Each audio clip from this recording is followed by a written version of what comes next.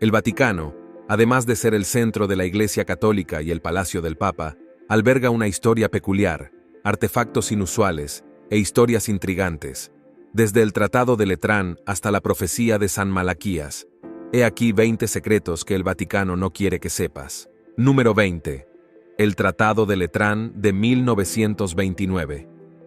En primer lugar, tenemos algo que realmente no es un gran secreto, para ser honesto. De hecho, esta es la basura legal que fue declarada para convertir al Vaticano en la independiente, especie de ciudad-estado que es hoy. Los pactos fueron firmados entre el entonces Reino de Italia y la Santa Sede, lo que significa que el Papa y su papel como obispo de Roma y el Palacio Lateranense en Roma, en 1929. Estos acuerdos reconocían al Vaticano como Estado soberano y establecían el acuerdo financiero entre Italia y la Iglesia Católica Romana. Se desarrolló aún más en 1948. Lo más oscuro del asunto es que involucró a Mussolini, que era el primer ministro de Italia, en 1929 cuando se firmó. Y dependiendo de su propia persuasión religiosa personal, puede que le guste o no el hecho de que esencialmente reconoce la plena autoridad de la Santa Sede sobre el Estado del Vaticano. Esto significa que el Papa tiene plenos poderes y es reconocido oficialmente como representante de Dios en la tierra, si es que te gusta algo así. También confirma todo el trazado del territorio vaticano y su jurisdicción, que es también la zona que está exenta de pagar impuestos. El último tratado también acordó una compensación financiera al Estado del Vaticano por las llamadas pérdidas de los estados pontificios. Se trataba de una amplia zona de Italia que estuvo bajo el dominio directo del Papa desde 1756 hasta la unificación del país en 1870. También exponía parte de la financiación pública del erario público italiano para la Iglesia Católica en Italia. Número 19. El genocidio ruandés de 1994.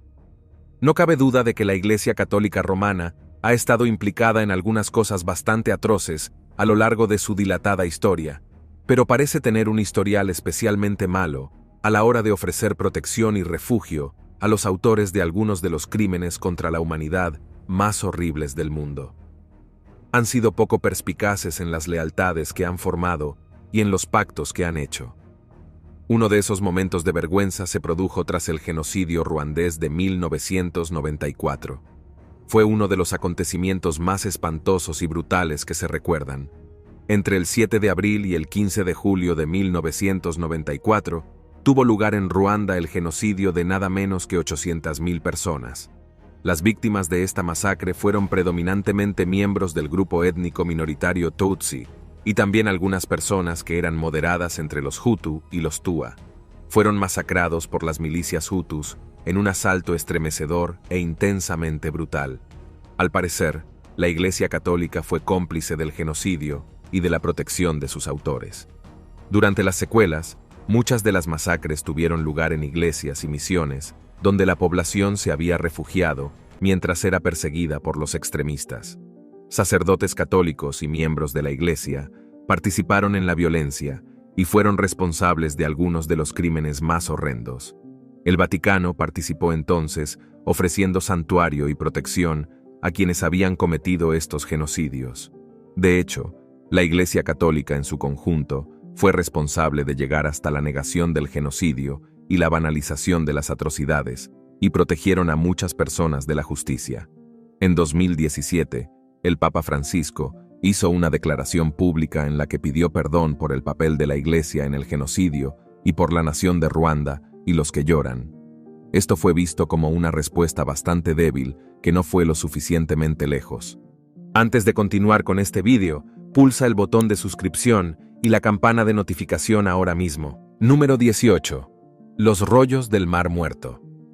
Los rollos del Mar Muerto son una colección de antiguos textos y manuscritos judíos descubiertos a finales del siglo XX en las inmediaciones del Mar Muerto, cerca de las actuales Israel y Jordania. Se cree que estos pergaminos tienen un enorme significado religioso, histórico y literario. Incluyen una gran variedad de documentos, como textos bíblicos, comentarios religiosos, himnos, calendarios y otros escritos. El descubrimiento de los pergaminos ha cambiado el estudio del judaísmo y el cristianismo antiguos y ha aportado nuevos conocimientos sobre el desarrollo del pensamiento religioso, la evolución del texto bíblico y el contexto cultural e histórico de la época. Estos manuscritos siguen siendo objeto de una intensa investigación académica y de una entusiasta acogida por parte de los aficionados a la Biblia de todo el mundo, como no podía ser menos. Pero, según algunos, la Iglesia Católica ha reprimido algunos de ellos por creer que entrarían en conflicto con su propia agenda y dogma. Pero, de nuevo, eso es básicamente lo que todas las ramas de cualquier religión hacen todo el tiempo. Elegir qué partes de la doctrina quieren seguir es esencialmente la idea de la religión en primer lugar, ¿no crees? Número 17. La necrópolis. Bajo el Vaticano, la palabra necrópolis significa ciudad de los muertos, y estos lugares macabros se pueden encontrar en todo el mundo, por lo general debajo de la ciudad moderna. Así que no debería sorprendernos que haya una necrópolis bajo el Vaticano, porque el Vaticano está situado en el corazón de Roma, una de las ciudades mejor conservadas de la antigüedad, y realmente amaban una buena necrópolis en ese entonces. Esta particular ciudad de los muertos se encuentra debajo de la Basílica de San Pedro. Pedro tiene una enorme importancia histórica y es el lugar de descanso final de muchos papas. El cementerio se remonta a la antigua Roma, pero no se descubrió hasta la década de 1940, cuando se realizaron excavaciones en la zona. Está lleno de todo tipo de sarcófagos de lujo, mausoleos y un montón de artefactos de la época antigua, y en particular, reliquias del papado y de la Iglesia Católica de Roma. Número 16. Los apócrifos. Al igual que todas las religiones han estado haciendo por todo el tiempo, la Iglesia Católica ha manipulado el texto que utiliza para toda su base para adaptarse a sus propios fines. Hay una teoría conspirativa que dice que el Vaticano eliminó 14 libros de la llamada Biblia original en el siglo XVII. Pero para ser honestos, no existe tal cosa como una Biblia original. Ha sido escrita y reescrita en muchos idiomas y traducciones, lo que a su vez ha alterado muchos de sus significados y ha sido interpretada para satisfacer los fines de varias agendas a lo largo de su historia. Así que cuando la Iglesia protestante también eliminó libros de la Biblia, afirmando que eran apócrifos, bueno, esto es en el entendimiento de que los textos que decidieron mantener son de alguna manera factual, pero todo está editado, y todo ha sido reescrito, y todo se utiliza para servir a una agenda. La Iglesia protestante quitó las cosas que no le gustaban, y lo mismo hizo la Iglesia católica.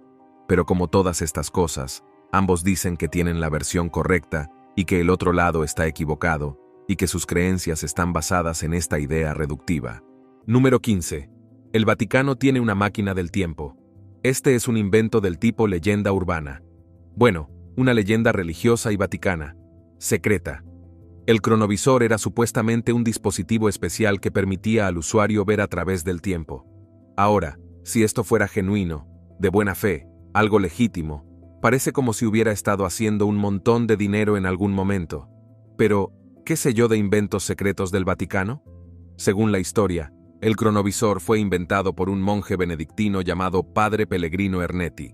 Se dice que inventó el aparato y lo mantuvo en secreto hasta principios de los años 60, cuando se lo contó todo a un sacerdote vaticano llamado Padre François Brunet. Afirmó que contó con la ayuda de 12 científicos, entre ellos un nazi, para su desarrollo. Se dice que la máquina en sí fue creada a partir de antenas, rayos catódicos y diferentes metales que reciben señales de luz y sonido a través de longitudes de onda.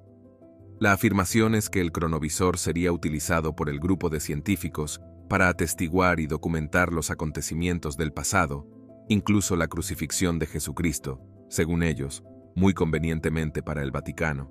Cabe señalar que, por lo tanto, habían validado todas las enseñanzas de la Biblia, asomándose a su máquina visual del tiempo. Ahora bien, no quiero aguar la fiesta, pero si realmente se pudiera hacer esto, entonces la mejor manera de demostrar esas cosas sería mostrándoselo a más gente que a un puñado de supuestos científicos del Vaticano y a un nazi. Y naturalmente, puesto que lo utilizaron sobre todo para confirmar sus propios prejuicios, ¿cómo se supone que alguien fuera de ese círculo va a creer una palabra de ello? Suena como un montón de tonterías, para ser honesto. Pero no obstante, siguieron adelante, y publicaron lo que decían que era una imagen de Jesús siendo crucificado. Es curioso lo mucho que se parece a una pintura que representa la misma escena, o de hecho, como mucha gente ha descubierto desde entonces, es en realidad una reproducción barata de una estatua de una iglesia de Umbría, Italia. Vaya, qué sorpresa. Número 14. Las salas secretas del Vaticano. El Vaticano es un palacio inmenso y extenso con salas que están abiertas al público todos los días por una tarifa considerable y una cola muy larga. Pero, como es de imaginar, también hay muchos lugares secretos ocultos en el interior del Vaticano, la mayoría de los cuales el público nunca llega a ver. Naturalmente, están las estancias privadas en las que vive el Papa y se ocupa de sus asuntos cotidianos. Pero también hay un lugar conocido como el Palacio Apostólico. Suele estar custodiado y no es accesible al público. Pero cuando el Papa nombra a nuevos cardenales, hay un momento en el tiempo en que este lugar fuertemente protegido se vuelve por un breve momento, ligeramente más accesible. Hay encuentros y saludos con los nuevos cardenales que se conocen como visitas de calidez. Y varias partes de las zonas habitualmente cerradas se abren a la vista. Y si consigues escabullirte y asomarte a algunas de estas zonas habitualmente ocultas durante esas visitas, puede que veas el baño habitualmente secreto, que está decorado por todas partes con arte erótico, que fue pintado por Rafael en 1516, o quizá uno de los túneles secretos, que se construyeron en 1277 y discurren entre los aposentos papales y el castillo de Sant'Angelo, utilizados por los papas para refugiarse en caso de ser atacados. Número 13. El Vaticano ganó dinero con el Holocausto. Como ya hemos aprendido hoy, el Vaticano ha estado involucrado en algunas cosas turbias cuando se trata de la responsabilidad e incluso la negación de atrocidades en la historia. Pero cuando se trata del Holocausto, el genocidio sistemático de 6 millones de judíos y muchos otros marginados a manos de los nazis durante la década de 1930. Y el Vaticano no solo parece haber permanecido en silencio, sino que también puede haberse beneficiado durante toda la Segunda Guerra Mundial. Y hasta 1958, el Papa Pío XI fue el jefe de la Iglesia Católica. Su papado abarcó todo el periodo de la guerra y el Holocausto, y el papel que desempeñó durante ese tiempo ha sido examinado de cerca por los estudiosos desde entonces. Hay quienes apoyan al Papa y afirman que se esforzó por utilizar métodos diplomáticos para intentar proteger a las víctimas de los nazis, y alegan que dirigió a la Iglesia para que prestara ayuda, aunque discretamente, a los judíos y a muchos otros durante aquella época. Sin embargo, también se argumenta que sus esfuerzos fueron completamente inadecuados y que sus métodos fueron demasiado cautelosos, e incluso hay quien dice que permaneció en silencio ante las atrocidades con su deseo de permanecer neutral, anulando cualquier verdadera moralidad. Además de todo esto, también está el hecho muy incómodo de que había espías nazis dentro del Vaticano y que se cree que al menos uno de ellos desarrolló un esquema por el cual el Vaticano invertía dinero en compañías de seguros italianas, que se quedaban con los activos de los planes de seguros de vida de los judíos asesinados. El Vaticano no estaba obligado a devolver nada de ese dinero, ya que era un inversor y no un asegurador, así que supuestamente se lo quedaron todo, beneficiándose así del Holocausto. Número 12. Hombre muerto en juicio. Teniendo en cuenta todas las cosas raras que sabemos que a la Iglesia Católica le encanta hacer, no debería sorprendernos que en el año 896, un papa recientemente fallecido fuera llevado a juicio. Sí, un cadáver real fue llevado a juicio. Esta es la loca historia del Papa Formosis, quien fue pontífice entre 891 y 896. Después de su muerte, fue acusado de violar la ley canónica. Así que el entonces Papa Esteban VI y los enemigos políticos del viejo Formoso decidieron que lo mejor sería hacer un juicio. Para aclarar esto, el tipo estaba muerto. Así que lo desenterraron, y en ese momento ya tenía 9 meses de muerto, y sacarlo de la tierra y llevarlo al sínodo romano era bastante repugnante. Pero lo hicieron de todos modos. Lo acusaron de perjurio, violación de las leyes papales y un montón de otras cosas, y naturalmente lo encontraron culpable de todos los cargos. Aunque para empezar, ¿cómo puede un cadáver tener un juicio justo? Dijeron que su papado era ahora inválido y que todas las cosas que había hecho estaban anuladas y le cortaron los dedos. Aparentemente esto es algo sagrado del Papa. Luego lo arrojaron a una tumba, pero volvieron a cambiar de opinión y arrojaron su cuerpo al río. Después de esto, al papa que supervisaba todas las tonterías no le fue mejor. Fue papa por un tiempo y luego encarcelado y estrangulado. El siguiente papa reinstauró Formosis e hizo que su cuerpo fuera recuperado y enterrado en la Basílica de San Pedro. Pedro, menudo lío para esos pobres huesos de papa. Número 11. Váticos. Este es el escándalo de las filtraciones del Vaticano, y resulta que para un lugar con tantos secretos centenarios como el Vaticano, a veces también puede filtrar como un colador.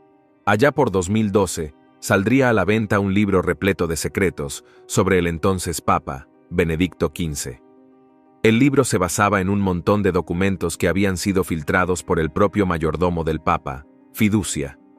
Las filtraciones habían sacado a la luz todo tipo de corrupción, naturalmente, así como chantajes y luchas de poder en las profundidades del Vaticano.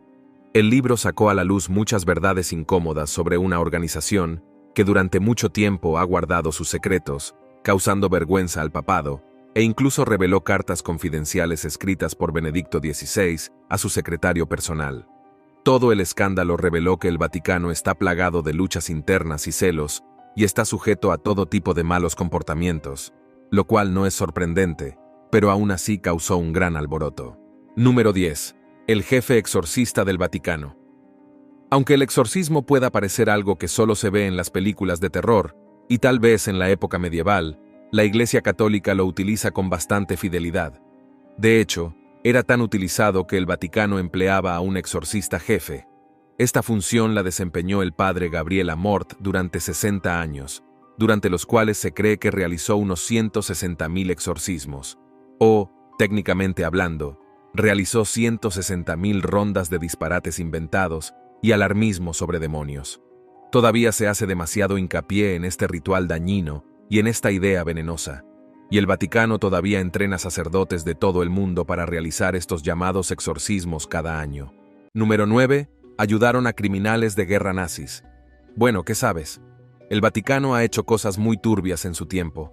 Apenas puedo creerlo. Bueno, en realidad, puedo, porque parece perfectamente regular que han estado en nada bueno. He aquí una historia de la participación del Vaticano en algunos asuntos especialmente turbios tras la Segunda Guerra Mundial. Tras un largo trabajo de investigación, los historiadores han descubierto exactamente cuántos criminales de guerra nazis pudieron ponerse a salvo y eludir la justicia por sus crímenes. Deben declararse culpables o inocentes. Y resulta que el Vaticano les ayudó. Adolf Eichmann, Joseph Mengele y Klaus Barbie, algunos de los actores más atroces de las atrocidades, pudieron conseguir documentación de viaje y escapar de Europa en los días posteriores al final de la guerra. Ha trascendido que la Cruz Roja reconoció que, al ayudar a los refugiados durante la crisis, también pudo haber ayudado inadvertidamente a los nazis, ya que todo su sistema se vio completamente desbordado durante aquella época. Pero el Vaticano se ha negado a comentar el hecho de que sus ayudantes de refugiados entregaran identidades falsas a criminales de guerra, entre los que se incluyen los asesinos en masa antes mencionados, y existe la creencia de que podrían haber sido conscientes de lo que estaban haciendo. Pero como los archivos del Vaticano son privados, mantienen ese secreto, y los documentos que podrían arrojar luz sobre ello ocultos a puerta cerrada. Número 8. Escándalos del Banco del Vaticano. ¿Puedes creer que el brazo financiero de la Iglesia Católica, el Banco del Vaticano o el Instituto para las Obras de Religión se ha visto envuelto en un montón de escándalos? No puedo creer que ninguna organización religiosa sea sospechosa con el dinero, pero de todos modos, han estado involucrados en múltiples escándalos, y algunos de ellos incluso añaden nazis a la mezcla. Hitler acordó cobrarlo en la fuente como una especie de impuesto sobre la nómina, ya sabes, solo para asegurarse de que es realmente desordenado. El Banco del Vaticano ha sido acusado de lavado de dinero. Quiero decir, no han sido exactamente exigentes sobre qué tipo de dinero pasa por sus manos, así que darle un pequeño lavado al dinero sucio no parece tan descabellado. Cada año que Hitler estuvo en el poder, el Banco del Vaticano recibía impuestos eclesiásticos de los nazis, así que, ya sabes, blanquear dinero de empresas criminales, aceptar dinero en efectivo de fascistas, limpiar negocios claramente sucios. Es todo en un día de trabajo para este banco. Número 7. Jesús no existe. Miles de millones de personas aparentemente creen en Jesucristo, pero hay otros que no solo rechazan la idea del cristianismo, sino que dudan de que haya existido. Los estudiosos del Nuevo Testamento están bastante seguros de que fue una persona real, pero sostienen que incluso aquellos a los que no les gustaba en aquella época, seguían reconociendo que era real. Sin embargo, aparte de los escritos bíblicos, en realidad no hay ninguna prueba arqueológica definitiva de la existencia de Jesús. Pero de nuevo, ni siquiera los arqueólogos esperarían que quedaran pruebas físicas de un hombre que era esencialmente un campesino de hace 2 milenios. No dejar rastro arqueológico no significa que una persona nunca existió, pero solo hay escritos cristianos que realmente registren algo sobre la vida y muerte de Jesús. Te digo la verdad, nadie puede ver el reino de Dios, así que estos son parciales y realmente no ofrecen la imagen completa en términos de hechos históricos. Hay menciones del hombre dentro de los escritos romanos y judíos y grabaciones históricas que parecen corroborar algunos de los lugares y tiempos. Pero aparte de eso, las pruebas son escasas o se basan por completo en escritos bíblicos. Sin embargo, hay pruebas de que probablemente existió. El resto es cuestión de fe, o falta de ella, supongo. Número 6. Evidencia de vida extraterrestre. El Vaticano es un lugar turbio y lleno de secretos, pero ¿tienen realmente pruebas de vida extraterrestre? Generalmente se cree que la existencia de extraterrestres sería un descubrimiento bastante difícil de explicar para el cristianismo, ya que todo el mito de la creación y demás es algo inconsistente con viajeros del espacio exterior. Pero algunos creen que el Vaticano ya tiene conocimiento de extraterrestres y en realidad lo están ocultando, presumiblemente debido a los problemas obvios con la Biblia y la falta de menciones de Ed. Algunos dicen que en realidad no significaría el fin de la religión, sino que el cristianismo simplemente podría adaptarse. Ellos ya creen en un montón de cosas que están bastante fuera de lugar, ya sabes, como los ángeles y la resurrección o, bueno, todo eso. Para ser honesto, qué cambio de perspectiva aceptar que Dios también creó a los extraterrestres y que probablemente trabajaría para la mayoría de ellos. Número 5. Los secretos de Fátima. El Vaticano, junto con la Iglesia Católica en general, es un gran fan de los milagros. Es decir, todos seríamos fanáticos de los milagros reales, pero no sé ustedes, una estatua llorando sangre, o lo que sea, no me parece un tipo de milagro especialmente útil. Pero de todos modos, aquí estamos en 1917, y esta serie de acontecimientos que se conoció como el Milagro de Fátima, o también el Milagro del Sol. Hubo supuestamente una profecía de un grupo de niños pastores en Fátima, Portugal, y dijeron que la Virgen María aparecería en octubre de 1917, y que se dedicaría a hacer milagros. Naturalmente, esto causaría un gran revuelo, y mucha gente, curiosamente, comenzó a informar de todo tipo de sucesos milagrosos. Los testigos dijeron haber visto al sol bailar o zigzaguear en el cielo y realizar un espectáculo de luces de colores. Al parecer, estos sucesos duraron unos 10 minutos, por lo que el obispo local no tardó en iniciar una investigación y junto con un sacerdote, se convenció bastante de los relatos de los testigos. Finalmente, el 13 de octubre de 1930, se determinó que el milagro era digno de fe, y el culto a Nuestra Señora de Fátima fue permitido por la Iglesia Católica. Existe, por supuesto, la pequeña posibilidad de que las personas que estuvieron mirando al sol durante tanto tiempo estuvieran viendo cosas que eran el resultado de manchas solares. Número 4. La penitenciaría apostólica. El poder absoluto del Papa no es solo una especie de situación simbólica. Muchos creen que tiene la autoridad del Altísimo, y eso implica dictar sentencias. La penitenciaría apostólica es un departamento de la Santa Sede, que es principalmente un tribunal de misericordia, lo que significa que es una parte oficial del Vaticano en la que el Papa puede tratar literalmente asuntos de perdón por los pecados de la Iglesia Católica. Así que básicamente lo que significa en la práctica es que la Iglesia Católica, o aquellos dentro de ella, pueden hacer un montón de cosas atroces, y luego son juzgados para ser perdonados en un tribunal secreto, no a la vista del público, en el que el Papa y sus amigos pueden repartir el castigo, por lo general cosas como la excomunión o el perdón de los pecados en nombre de Dios. Es un tema extremadamente espinoso, sobre todo si se tiene en cuenta que la Iglesia Católica no ha demostrado precisamente ser especialmente buena a la hora de defender sus propias normas morales. Número 3. Los archivos del Vaticano. Estos archivos son donde se guardan todos los actos que son declarados formalmente por el Vaticano. Es básicamente todo lo escrito, leyes y declaraciones, y lo que sea que el Papa y sus amigos hacen y han hecho a lo largo de la historia de la Iglesia Católica. Es una vasta colección que se estima contiene 85 kilómetros de estanterías. Los archivos secretos son propiedad del Papa hasta su muerte, y entonces pasan a su sucesor, al igual que todos los papeles sagrados. El Archivo Vaticano contiene también documentos relativos al Estado, cuentas y correspondencia.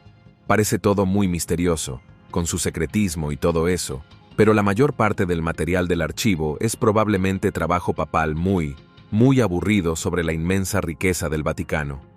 La razón de que sea secreto es que casi nadie tiene acceso a él. Los eruditos pueden solicitar un acceso muy limitado a algunos documentos históricos, pero la mayoría se mantiene fuera del alcance, presumiblemente también fuera del alcance del recaudador de impuestos. Número 2. Una Biblia de 2000 años de antigüedad. De acuerdo con algunas personas al azar en Internet, supuestamente hay un evangelio de 2000 años de antigüedad que ha sido ocultado por la Iglesia. Y como estas pocas personas Internet y elegidos saben esto. Bueno, ¿quién podría decir que este es el evangelio de Bernabé? Y según la gente que estudia estas cosas, en realidad fue escrito en la Edad Media y no hace 2000 años. Hace algunas afirmaciones que probablemente ofenderían la sensibilidad cristiana, como que Jesús no fue crucificado, sino que fue reemplazado por Judas Iscariote en la cruz. De todos modos, como ya hemos visto, hay un montón de diferentes textos que no están de acuerdo entre sí y han sido omitidos por las iglesias a lo largo de los años, y esto podría ser solo otro de ellos. Pero parece un poco tarde para la fiesta, para ser honesto. Número 1. La profecía de San Malaquías. A finales del siglo XI, hubo un arzobispo que se convirtió en santo. Se trata de San Malaquías, a quien se le atribuyen varios milagros, así como la llamada profecía de los papas, que desde entonces ha sido desacreditada. La profecía de los papas, a pesar de ser considerada apócrifa, es lo que más ha llamado la atención en relación con el viejo San Malaquías. Se trataba de una visión que supuestamente tuvo en la que había visto que solo habría 112 papas más antes del fin del mundo o del juicio final, pero ya nadie se lo cree realmente. Gracias por vernos. Hasta la próxima.